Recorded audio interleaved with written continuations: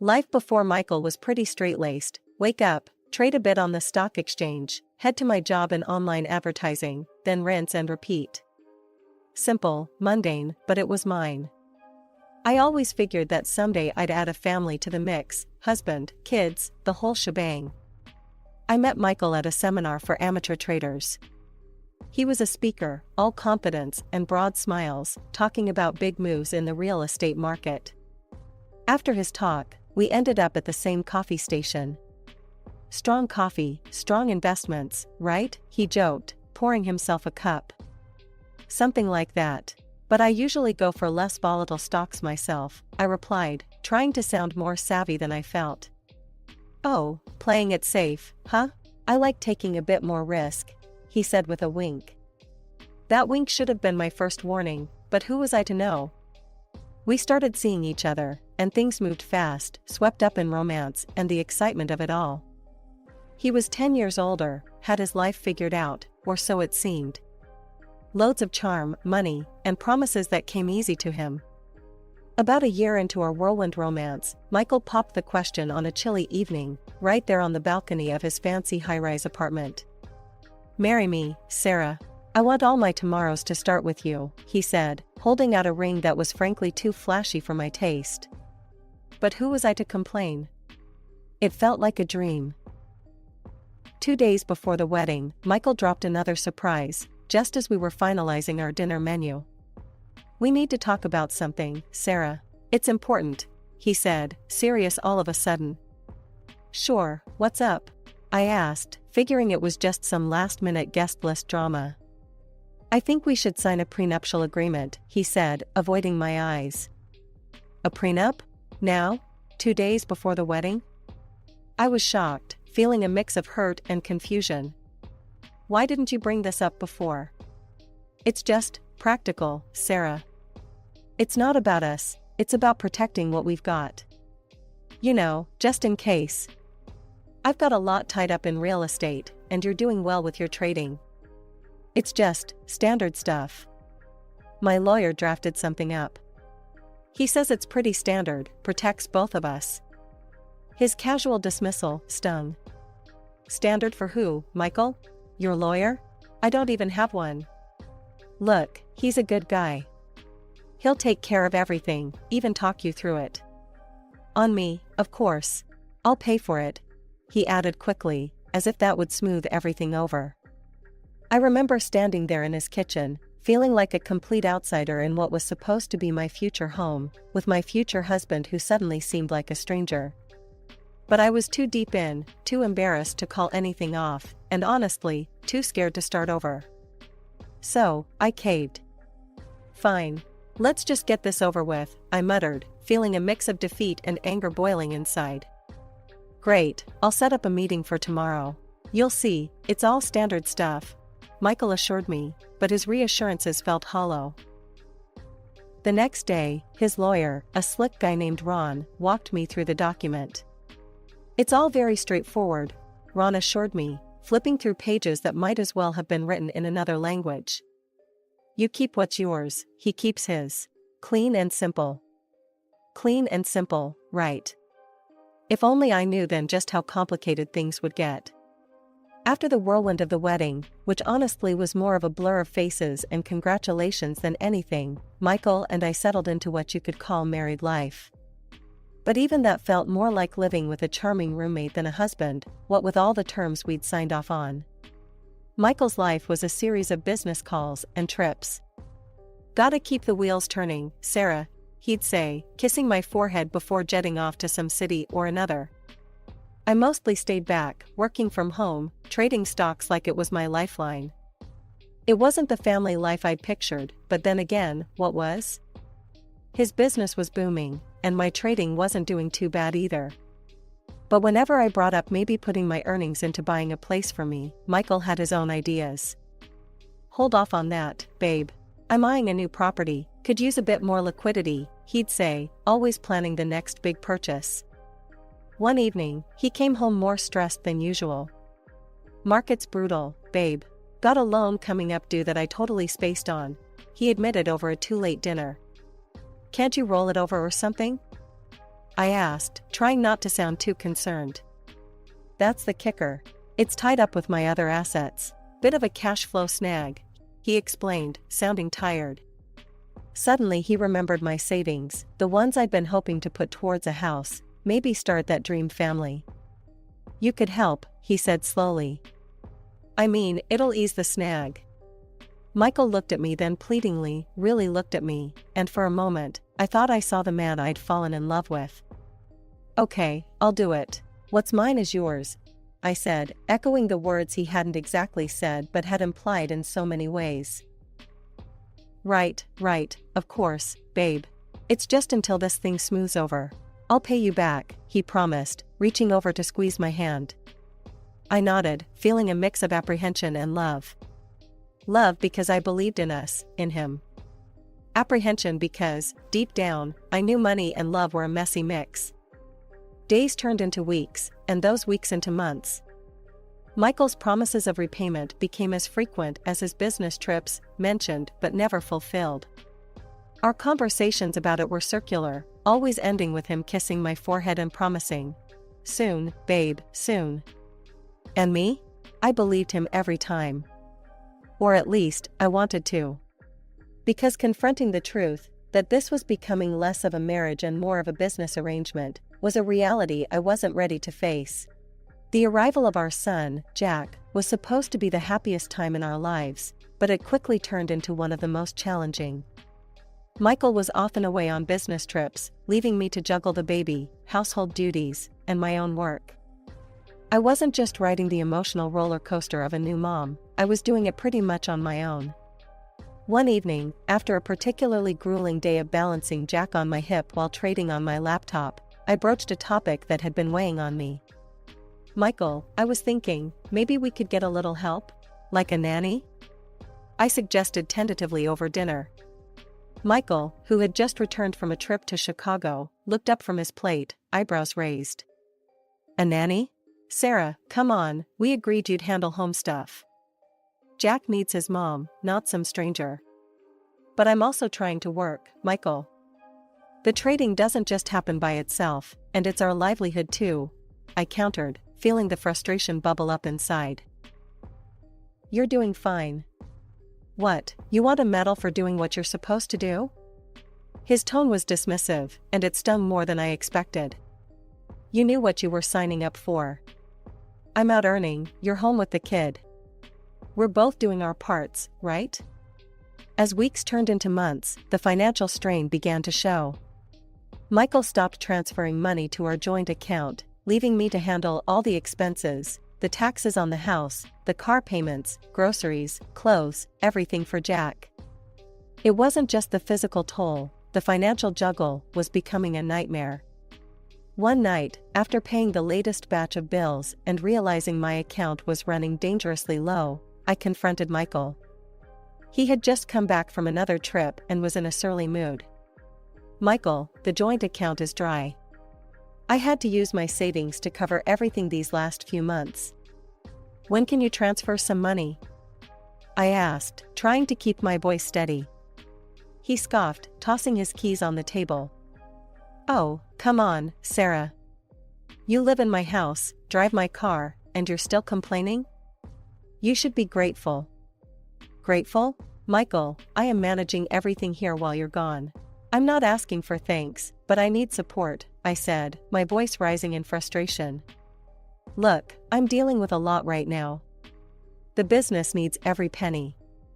You're not the only one with pressures, Sarah, he retorted before heading off to the shower, effectively ending the conversation. It was clear I was on my own. I couldn't rely on Michael, I needed to ensure financial security for myself and Jack. That's when I threw myself into stock trading more seriously. Each day, after Jack fell asleep, I'd stay up, researching and making trades. Slowly, my account began to grow, bolstered by a series of successful deals. Keeping this a secret from Michael felt wrong, but necessary. He had made it clear that his money was his. Well, mine would be mine. I set up a separate account he didn't know about, moving my trading profits there. It was the only slice of independence I felt I could cling to. Jack was growing up fast, and with him, the daily logistics were becoming more complicated.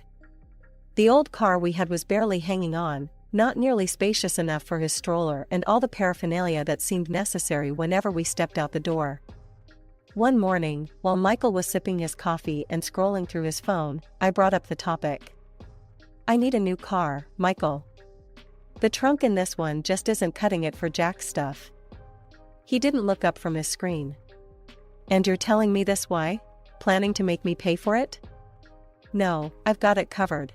I've been saving up from trading," I replied, trying to keep my voice even. That got his attention. His eyes narrowed as he put down his phone. "Oh, you've got money, huh? Well, that's great because I need some cash. The business could use a boost right now." I couldn't believe what I was hearing. "Again with the money? What about the money I lent you before? You promised to pay that back, and you haven't." "I need a car for Jack, not to sink more into your endless business needs." He shrugged, a smirk forming. "Business is what keeps us living in style, Sarah. You should know that by now. Help me out, and I'll get you a new car later." I stood my ground this time. "No, Michael, no more. I need to take care of our son. I'm buying the car with or without your help." For a moment, he looked shocked, like he couldn't believe I was defying him.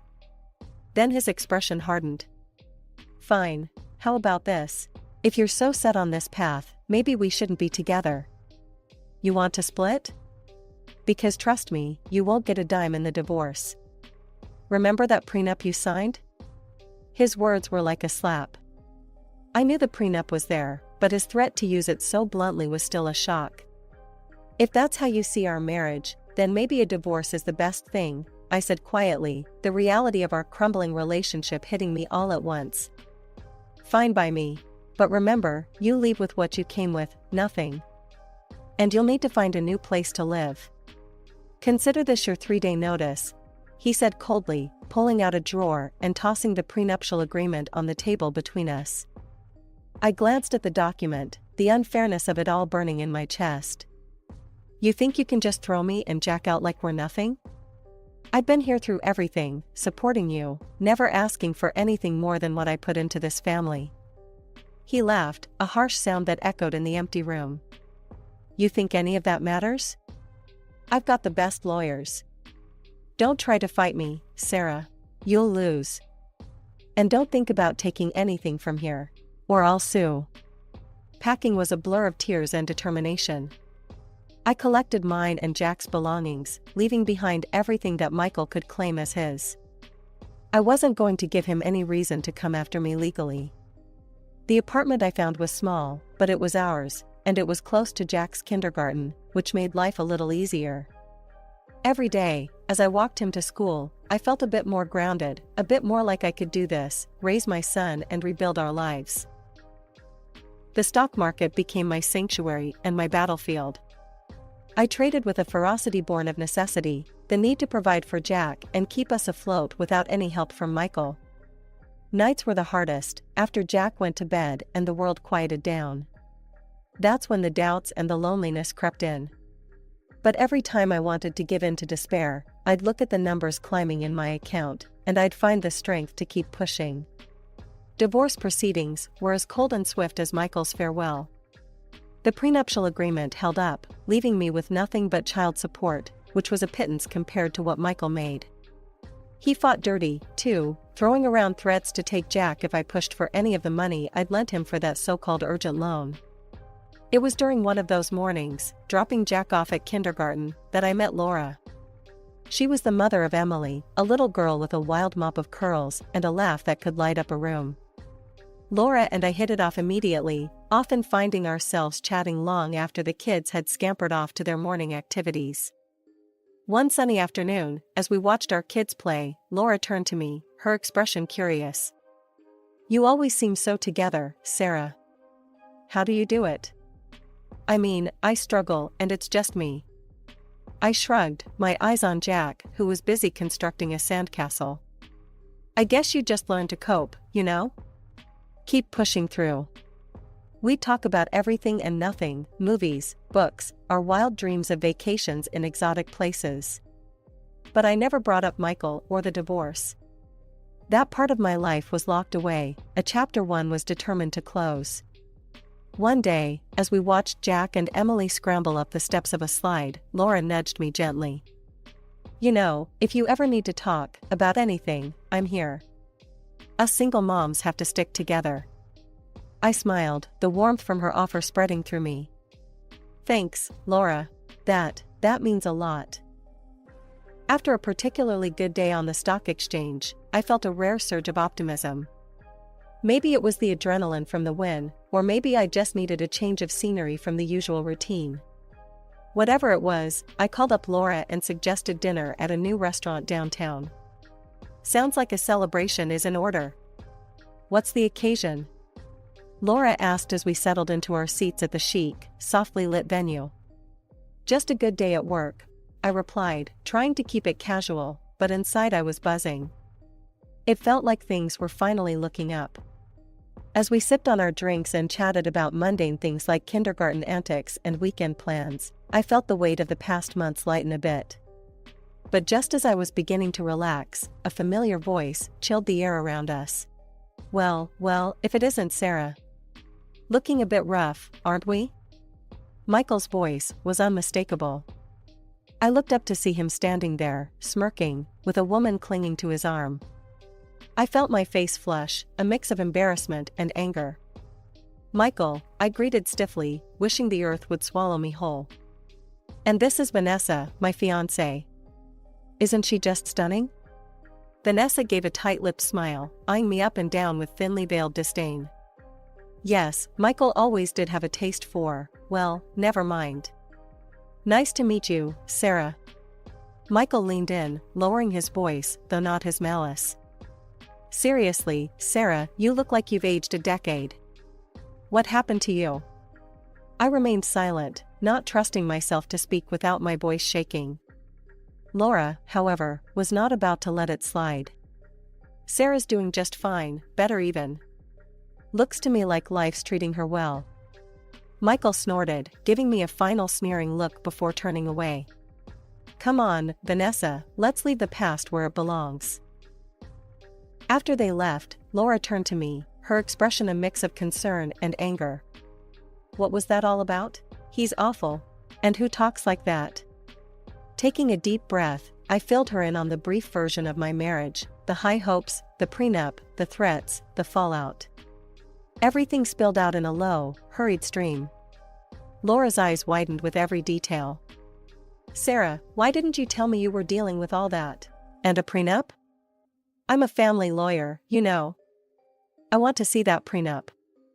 There could be something there, some way to challenge it. A few days later, I was in Laura's office, handing over the dusty documents that had sealed my fate. She pored over them with a furrowed brow, her pen flying over the pages as she made notes. Sarah, there are several issues here, she finally said, looking up from the papers. First, this was signed too close to the wedding. It's a pressure tactic. Second, you didn't have independent legal advice, which is huge. And third, he didn't disclose all his financial obligations, like that loan you ended up covering. That's misrepresentation. My heart raced as she laid out each point. It means, Laura continued with a smile, that we might just be able to challenge this. We've got a real shot here, Sarah. Sitting in the cold, stark courtroom, my hands were trembling, despite my best efforts to appear calm. The weight of what was at stake pressed heavily upon me, not just the potential financial outcome, but the deeper, more personal vindication against Michael's long-standing control and threats. Before the judge had even called the session to order, Michael leaned towards me from where he stood a few paces away. His voice was low, a venomous whisper meant only for me. You're a loser, Sarah. You can never beat me. I'll ruin you. And when I'm done, I'll take Jack from you too. Laura, standing by my side, gave my hand a quick, reassuring squeeze before we were called to present our case. As the proceedings began, Laura was methodical and fierce. She laid out the facts, pointing to the rushed nature of the prenuptial agreement signing and the glaring lack of independent legal counsel. She highlighted the financial disclosures that Michael had conveniently omitted, which directly impacted the terms of the prenup. Your Honor, the agreement my client was coerced into signing was not only unfair but fundamentally flawed in its execution, Laura argued passionately. We have clear grounds here to question its validity. Michael's lawyer tried to counter, arguing that everything had been above board, that I was merely having regrets after the fact. But Laura dismantled his points with precise legal references and the undeniable weight of evidence she'd compiled. After what felt like an eternity, the judge finally spoke. After reviewing the evidence and the circumstances under which the prenuptial agreement was signed, I am ruling to annul the agreement due to significant violations in its execution. The courtroom seemed to spin for a moment. Laura turned to me, a triumphant smile spreading across her face. We did it, Sarah, she whispered. Michael's reaction was instantaneous. His face turned a shade of red I'd never seen before as he stood up, his chair clattering behind him. This isn't over. You won't get a dime from me, he shouted, his voice echoing off the high ceilings. The judge warned him to settle down, but Michael's fury was palpable. As we left the courthouse, he followed, his threats spewing out like venom. I turned on my dictaphone and let it record every bitter word, every promise of revenge. You'll regret this, Sarah. I'll make sure of it, he hissed as we walked down the courthouse steps. Later, at the police station, I played the recording. An officer took notes, his expression growing increasingly concerned with each threat uttered.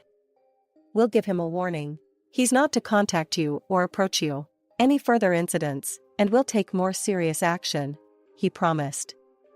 As I left the police station, the legal documents confirming my ownership of 2 city center apartments and several commercial properties securely in my bag, I felt a mix of exhaustion and exhilaration. Over $2 million in assets, it was almost impossible to comprehend. But more than the financial security, it was the freedom from Michael's shadow that felt like my true victory. The passive income from renting out real estate was more than enough to provide for Jack and me, and it allowed me to cut back on the frantic trading that had consumed so much of my time. These days, I spend a lot more time with Jack. He's growing up fast, and every moment with him feels precious. We often visit the park, and I watch him play, his laughter mingling with the breeze. One sunny afternoon, as Jack played on the swings, Laura joined us, her daughter Emily in tow. She plopped down on the bench next to me, a smile spreading across her face. You look good, Sarah. Really good. Like a weight's been lifted, she observed, handing me a cup of coffee she'd picked up on her way. Thanks, Laura. It feels that way, too, I replied, taking a grateful sip of the coffee. I'm thinking about buying a house, you know, a real home for Jack and me. Something with a garden, maybe even a place for a dog. As we talked, the conversation shifted to Michael and how dramatically things had changed. Laura kept up with the legal community grapevine, which had plenty to say about my ex-husband's downfall. Word is, Michael's not doing so well. His new fiancée, Vanessa, left him, and a lot of his business partners have pulled back. They don't want to be associated with his reputation after the trial, Laura said, not hiding her disdain. I nodded, not surprised, but relieved I was no longer part of that drama. I heard about Vanessa. Can't say I'm surprised she didn't stick around. Michael's true colors are hard to live with. The idea of Michael's downfall didn't bring me joy, but there was a sense of justice in seeing someone who had done so much harm finally face the consequences of his actions. I was just glad to be out of the storm and into calmer waters. Our conversation drifted to lighter topics, upcoming school events, vacation plans, and community activities. Normal life stuff, the kind I had longed for during all those tumultuous years. Later that day, after Emily and Laura had left, Jack and I walked home, his small hand in mine. Mom, can we really get a dog? He asked, his eyes wide with hope. Yeah, buddy, we can. I smiled down at him. We'll have a big yard for him to play in, and you can help pick him out. Jack's excitement was infectious, and as we talked about what kind of dog we might get, I felt an overwhelming sense of gratitude for the new life we were able to build. It was a far cry from the uncertainty and strife of the past years. I no longer looked over my shoulder, worried about what Michael might do next. Instead, I looked forward, to house viewings, to Jack's laughter filling a home that was truly ours, to new memories made in a garden under the sun, and to the simple joy of picking out our new dog.